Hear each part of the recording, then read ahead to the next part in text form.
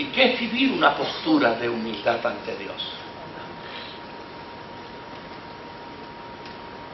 No sé, cuando la Escritura dice que Dios lo llena todo en todo, ¿ha oído usted esa expresión? Señor. Que Él lo llena todo en todo. Es decir, si yo parto de esa premisa bíblica, ser humilde implica que yo debo ser humilde para con Dios. Pero Él lo llena todo, en todo. Por lo tanto, implica que yo no puedo partir de una premisa de que yo frente a Dios nada más es que soy humilde. O yo frente a Dios nada más es que me mantengo templado y me mantengo tranquilo. O yo ante Dios bajo la cabeza. O yo ante Dios no asumo una postura desafiante. Pero ante los demás, con el cuchillo en la boca. Ante los demás es la cosa diferente. Fíjense lo que está planteando aquí. El Dios del cielo dice, lo único que yo quiero de ustedes es que aprendan a humillarse.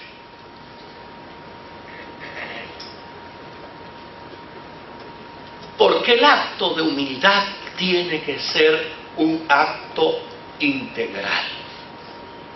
Yo no puedo humillar el corazón ante Dios y tenerlo erguido ante los hombres. Yo no puedo humillar el alma ante Dios y tenerla erguida ante los demás. Jesús dijo, aprendan de mí, que soy ¿qué? Manso y humilde de corazón. Por lo tanto, dentro del pacto, Dios le hace saber a Israel lo siguiente: de la manera en que yo les voy a escuchar a ustedes, es si ustedes mantienen ante mí una posición de humildad. Porque a fin de cuentas, Dios es Dios que resiste a los soberbios y da gracia. ¿Sabe lo que quiere decir da gracia, verdad? Regala gratuitamente, da con gozo, da con alegría, da abundantemente a aquel y aquella cuyo corazón es humilde.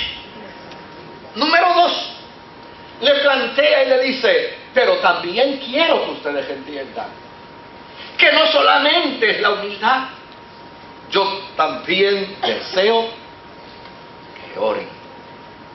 Y la pregunta que debemos hacernos es, ¿qué es más fácil?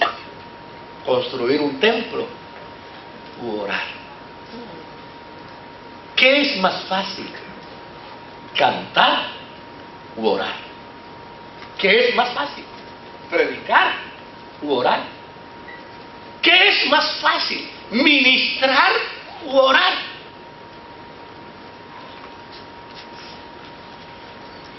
Tal vez todos concurriríamos diciendo orar.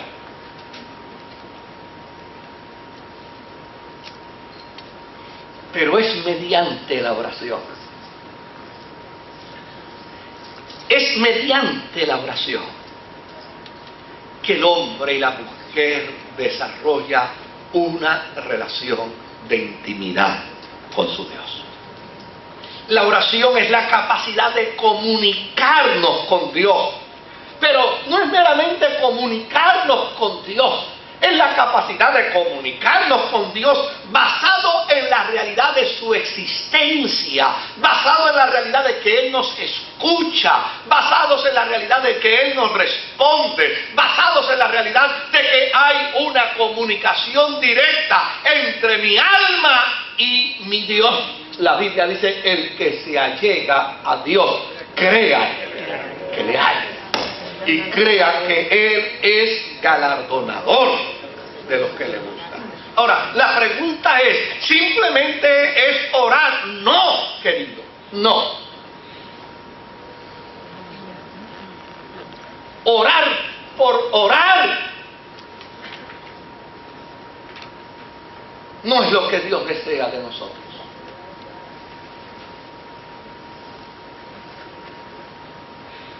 Mi abuelo a las 6 de la tarde se metía en su cuarto y empezaba el rosario. Y hacía el rosario hasta las 7 de la noche. Y a las 7 de la noche al pobre se le secaba la boca de tanto haber rezado. Entonces llamaba a mi abuela para que le diera un vaso de agua. Pero mi abuela casi no veía. Así es que ella tenía que irse levantando poquito a poco para ir entonces a la cocina. Y era la cocina de una casa de campo, que había un desnivel. Y entonces la casa era más alta que la cocina, y la pobre vieja en lo que se agarraba de algo para bajar el escalón y llegar a la cocina, y entonces buscar allá el vaso que tenía enganchado en un clavo, y entonces sacarlo de allí, y entonces ir a una ollita que tenía con una tapa y destaparlo para entonces... Claro, el abuelo mío se desesperaba por su sed, y ¿sabe qué hacía? Después de haber rezado una hora, empezaba a hablar malo.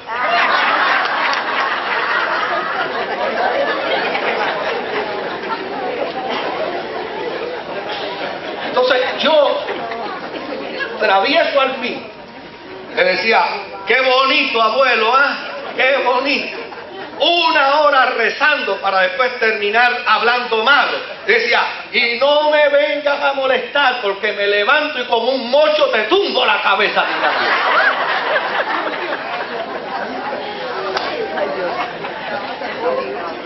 Orar por orar.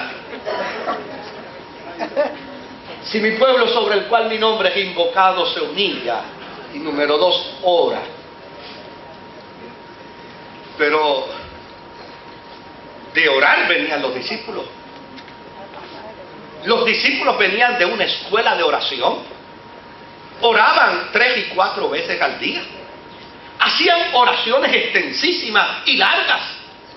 El viernes comenzaban orando y les agarraba el sábado hasta las 6 de la tarde y se la pasaban orando. Pero sin embargo, en todo ese proceso y de esa escuela de oración de donde provenían, finalmente terminan diciéndole a Jesús: ¿qué cosa? Enséñanos a orar. Por lo tanto, cuando el Dios del cielo dice: yo no quiero que tú me des algo que a mí no me interesa, porque a mí lo que me interesa de ti es que aprendas a humillarte ante mí, y es que vivas una vida de comunicación conmigo constante. Es decir, que tú ores, no es que ores por orar. Cuando los discípulos le dijeron a Jesús: enséñanos a orar, Jesús les enseñó a orar, pero les enseñó a orar creando en ellos una conciencia clara de lo que implica la oración. La oración es reconocer que Dios es Padre de todos. Quien ora pensando que Dios es exclusivo de él pierde su tiempo.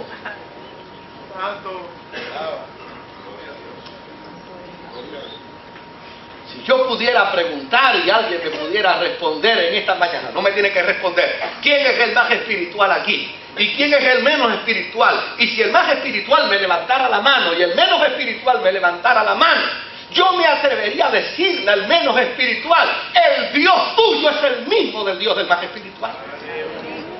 Aleluya.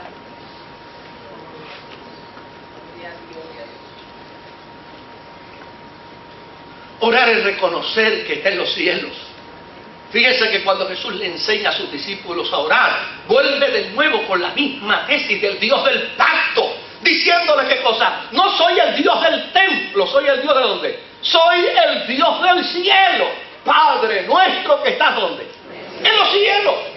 Queriendo decir ¿qué cosa? No me puedes encajonar, no me puedes circunscribir a un área, no me puedes circunscribir a un espacio, no me puedes controlar. El soberano soy yo. ¿Sabe que hay gente que ora pensando que hay palabras mágicas para lograr convencer a Dios? ¿Sabe que hay gente que ora entendiendo que hay palabras clave? Yo me he topado con gente que me dicen: antes de orar, préñate de la idea. Y a mí, créame, se me hace difícil ese concepto por ser hombre. No me resisto a él. me resiste. Préñate de una idea. Y luego que te preñes de esa idea, entonces se la presentas a Dios. Y si es un carro, se lo pides por marca, y se lo pides por color, y le dices los aros que tú quieres, y le dices el radio que tú quieres en el equipo, y caes en la trampa de esas pamplinas y de esas tonterías, cuando Dios te ha hecho saber a lo largo de toda la Escritura, desde el pacto hasta la oración que le enseñó Jesús a los discípulos, que a Dios nadie lo controla, que a Dios nadie lo gobierna, que yo puedo pedirle lo que quiero, pero Él siempre me dará lo que yo necesito.